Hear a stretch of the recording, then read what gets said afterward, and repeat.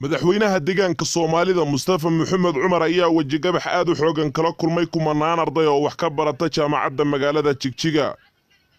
dhalinyarada wax ka barata jaamacadda magaalada Jigjiga ayaa dagaal wuxuu kala dhaxeeyay isbuucyada ugu dambeeyay ardayda ka timid dalka Itoobiya qoomiyadiisa kale.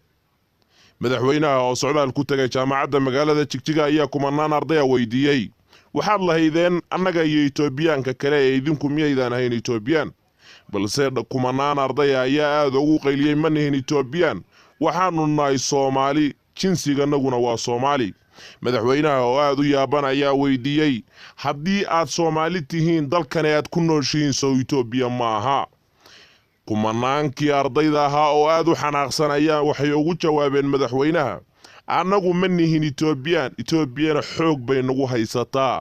bal haddaba aynu dhageysano kumanaanka ardayda iyo waxay kaga falceliyeen.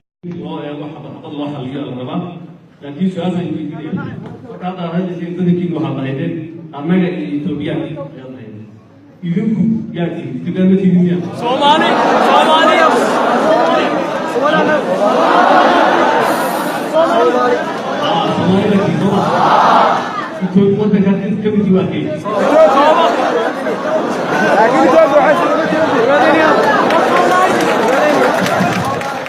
su'aasha muhiimka ee meesha taala ayaa waxay tahay sax ma tahay dhalinyaradan ee ardayda ee soo korayso jawaabta ay ka bixiyeen jinsiyadooda inay yihiin dad Soomaaliya oo aan ahayn Itoobiyaan ay ku qasbayso inay noqdaan Itoobiyaan iyagoo aan ku qanacsanayn. su'aasha uu madaxweynaha weydiiyay jawaabta uu ka helay maxay isaga shakhsi ahaan ku soo kordhin kartaa, maxay isa ku yeelan kartaa saameyn, waayo waxaa laga yaabaa inay gaadho madaxda ugu sarreysa dalkan Itoobiya iyagoo faalla gaara ka bixiyo shacabkan iyo nacaybka uu qaba Itoobiyaanimada. su'aasha kale ee muhiimka ayaa waxay tahay dadkani ma laga yaabaa inay ka hoos baxaan Itoobiya ayna noqdaan dal iyo dad madax bannaan, mise laga yaabaa in ay dib ula midoobaan walaalahoodii Soomaali weyn.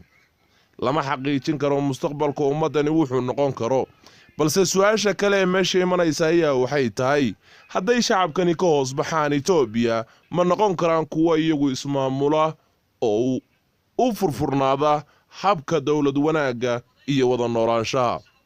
jamhadda ONLF oo u dagaalamaysay dadkan xaquuqdooda in ka badan 30 sano ayaa ilaa iyo hadda baadigoob ugu jirto siday u heli lahayd xaquuqdooda. halkaad nagala socotaan waa Qaransoor.